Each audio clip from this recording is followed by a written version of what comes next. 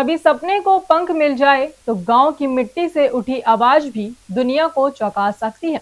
बाराबंकी की बाल वैज्ञानिक पूजा पाल इसका जीता जागता उदाहरण है। धूल रहित थ्रेशर मॉडल बनाकर उन्होंने न सिर्फ देश का नाम रोशन किया, बल्कि जापान तक का सफर तय कर समाज के लिए एक मिसाल बन गई। आज भी मूलभूत सुविधाओं से जूझते हुए पूजा अपने सपनों को जिंदा रखे हुए हैं।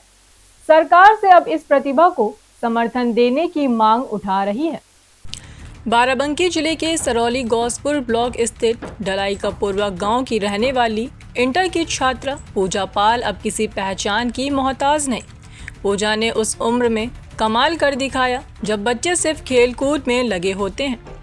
8वीं कक्षा में पढ़ते हुए पूजा ने धूल रहित थ्रेशर का मॉडल बनाया, जो राष्ट्रीय स्तर पर चयनित हुआ और उसे जापान जाने का सुनहरा मौका मिला।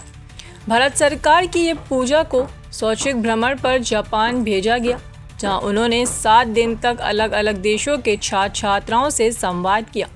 वहां से लौटकर पूजा ने बताया कि जापान की ट्रैफिक व्यवस्था बेहद अनुशासित है और भारत को इस पर भी दिशा में आगे बढ़ने की ज़रूरत है।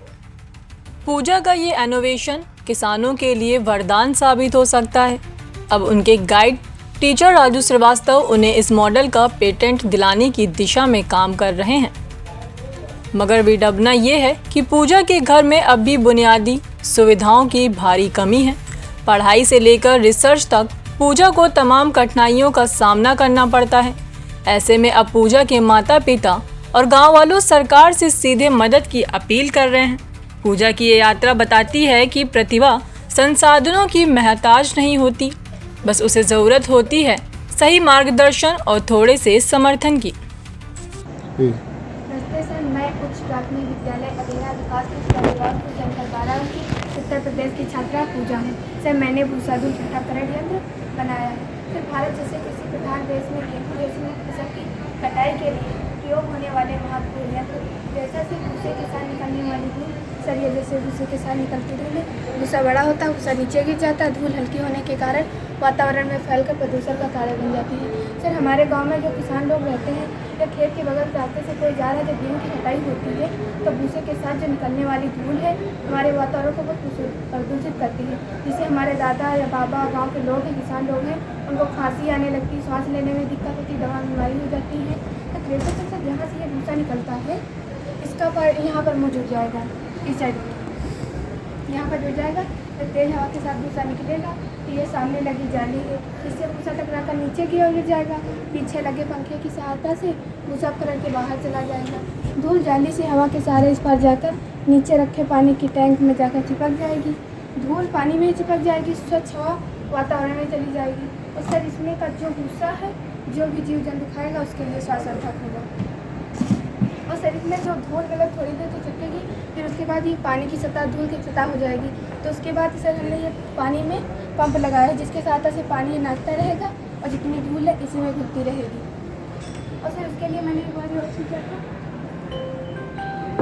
सर, जैसे किसान को पानी ले जाने में दिक्कत होती है तो इसका चारों ओर का पार्ट इसी में जोड़ दिया जाएगा। सर, जैसे चक्की से जहाँ से आटा निकलता है उसी सहायता से हम उसको जैसे ये बंद कर देंगे, उसी सहायता से भूसा बाहर निकल जाएगा। अच्छा, स्कूल में पढ़ते समय पास के खेत में चले थ्रेशर से निकलने वाली धूल हमारे स्कूल में आ रही थी, जिसके कारण पढ़ाई में अवरोध हो ही रहा था। कई बच्चों को खांसी आने लगी थी, सांस लेने में दिक्कत थी। तो इस परिस्थितियों को देखकर इस बारे में सोचने लगी थी। तब हमने जाकर सर से कहा, सर इसके लिए क्या किया जाए जो इस धूल को रोक सकता है। तो हमने सर से कहा, सर जैसे इसके सामने एक बड़ा सा झोला लगा दिया जाए, हो सकता है धूल रुक जाए। तो सर ने कहा, तुम्हारे पास इतना बड़ा झोला कहाँ है जो तुम इसके अंदर लगाओगे, इसके सामने लगाओगे। तो सर छुट्टी हो गई, फिर उसके बाद घर चले गए। माँ को एक दिन शाम को चने से गेहूँ का आटा डालते हुए देखा तो हमारे समझ में आया, सर जैसे चने से आटा गिरता नहीं होता है तो नीचे गिर जाता है। तो उसी सहायता से हम इसमें सर ये बीच में जाली लगा दी, जिससे भूसा बड़ा होगा तो आगे ही गिर जाएगा। धूल हल्की होने के बाद इसका निकल कर सूखे रोटी कम करके रोक लिया जाएगा। वही सर हमने सोच के बनाया। तो इसमें जो आपने बताया कि इसमें ये जो आपने बताया इसमें कपड़ा लगा हुआ है, इसमें भूसा आएगा कि ये धूल आएगी इसमें? सर, इसमें से जो जाली सर बीच में बन रही है, जो भूसा बड़ा होता है सब भूसा आगे गिर जाएगा। धूल जाली से इस बार आकर आएगी तो इसी में आएगी। अच्छा, धूल इसमें आएगी। हाँ। और इसमें आप चक्की की तरह से आटा निकाला जाता है, तो आप इस कपड़े से सारी धूल को बाहर झाड़ती रहेंगी। क्या चला के दिखा सकती हैं?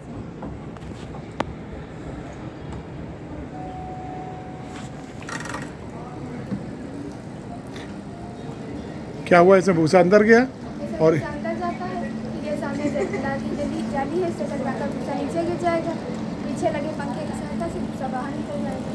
जो इसकी धूल है सर इसमें आ रही है, वो चिपक जाएगी इसमें, और जैसे सब चिपकने में दिक्कत होती है सर, ये पानी ना आता इसी में धूल गिरती रहेगी। ठीक है, वेरी गुड।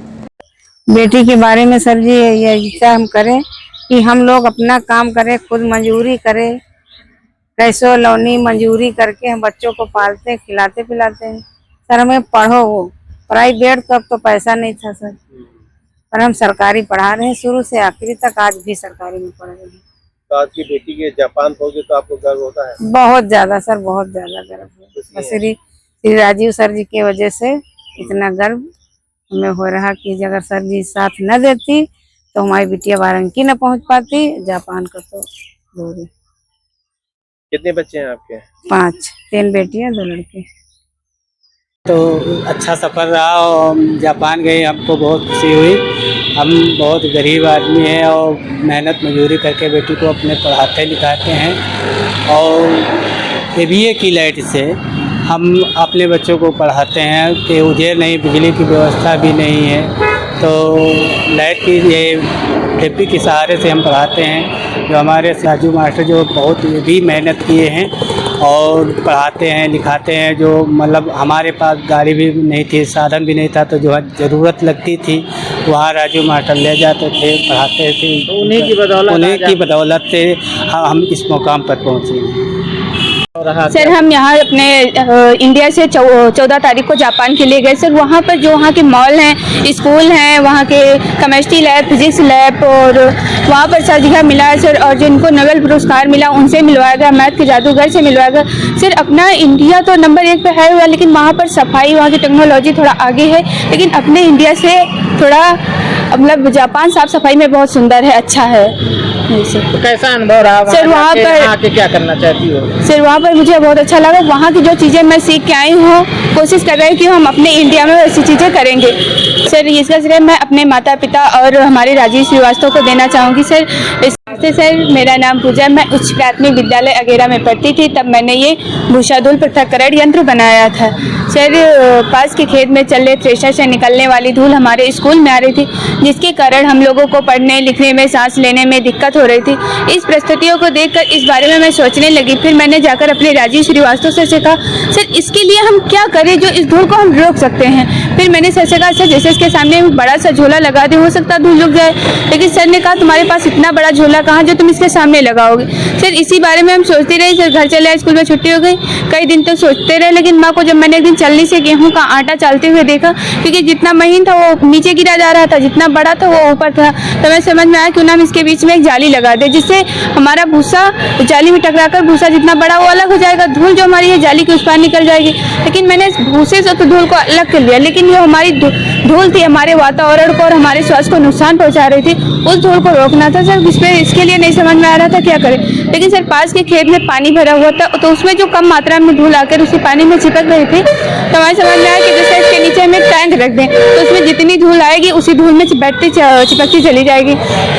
तो जैसे चक्की से कपड़े की सहायता से आटा हम निकालते हैं बाहर, उसी सहायता से हम इसे अपनी धूल को सूखी निकाल सकते हैं सर। हम किसान जिसे धूल को बेच के पैसे कमा सकते हैं, आग के गोले बनते हैं, प्लाईबोर्ड बनते हैं, और खेत के खाद बनाने में हम उसमें प्रयोग ले सकते हैं सर। हमें ये नहीं पता था कि हम आज कभी तक अपने घर से और 10 किलोमीटर दूर जाने के लिए कभी नहीं सोचे थे। हम अपने मम्मी पापा और अपने राजीव श्रीवास्तव सर की मदद से आज हम अपने घर क्या गांव जिला छोड़ अपने मतलब बाहर जापान तक होके आई हूँ सर। हमें बहुत खुशी है। और वहाँ सर राज्य स्तर पर नेशनल लेवल सबको लेकर घुमाने उसमें पास हुए सर। इस फार्म में 48 फार्म भरा जाता है सर। ये इंस्पायर अवार्ड का, तो इसमें पूरे विश्व से 48 लाख फार्म भरे गए। तो इसमें हर एक बच्चे के खाते में, जिसका मॉडल सिलेक्ट होता है उससे हर एक बच्चे के खाते में 10,000 रुपये आता है। तो उसे बनाओ या ना बनाओ उस आपकी मर्जी रहती है। तो उसमें सर ये 10,000 रुपया, तो मुझसे राजीव श्रीवास्तव सर ने कहा, बेटा इसमें जाके 9,500 रुपये निकलवा लाइए और 500 पड़े रहने दीजिए खाते में। जापान तुम गई, इतनी बड़ी उपलब्धि मिली है, क्या कुछ रहा आप लोगों का सफर, कैसे आपने उसको इतना मोटिवेट किया? सर बहुत अच्छा सफ़र रहा।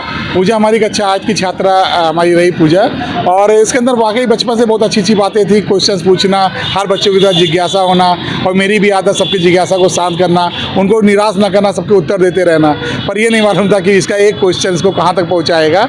और जब इसका इंस्पायर अवार्ड ने इसका फॉर्म भरा, उसके बाद हम लोग मंडल से राज्य स्तर और राष्ट्रीय स्तर पर पहुँचते गए, और वहाँ पर जाके 60 बच्चों में जब इसका चयन हुआ, विजयी घोषित हुई, बाल वैज्ञानिक बनी, तो निश्चित रूप से उस दिन बहुत खुशी का दिन था।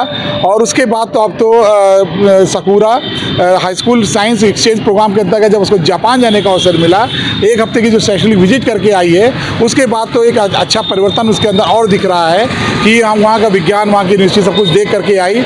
और सबसे ज़्यादा खुशी की बात है कि एक टीचर होने के नाते एक बच्चे के द्वारा मेरा मान बढ़ रहा है, उसकी वजह से मेरा समाज में मान बढ़ रहा है। मुझे इस बात की बहुत बेहद खुशी है। और एक बात और अच्छी लग रही है कि पूजा को देख करके आज उस छोटे उसके जो और स्टूडेंट्स बच्चे हैं, वो देख के इतना उत्साहित हो रहे हैं कि मुझे भी आगे बढ़ना, मुझे कुछ करना है। तो ये भाव हम लोग के अंदर बहुत अच्छा आ रहा है कि अब हम लोग के अंदर और बच्चों के अंदर जो जोश है उनको हम लोग निखारेंगे और बच्चों को आगे ले जाएंगे। इतना उत्साह देख करके बहुत अच्छा लग रहा है कि पूजा की जीत आज हमारे पूरे विभाग की, पूरे शिक्षा विभाग की जीत है।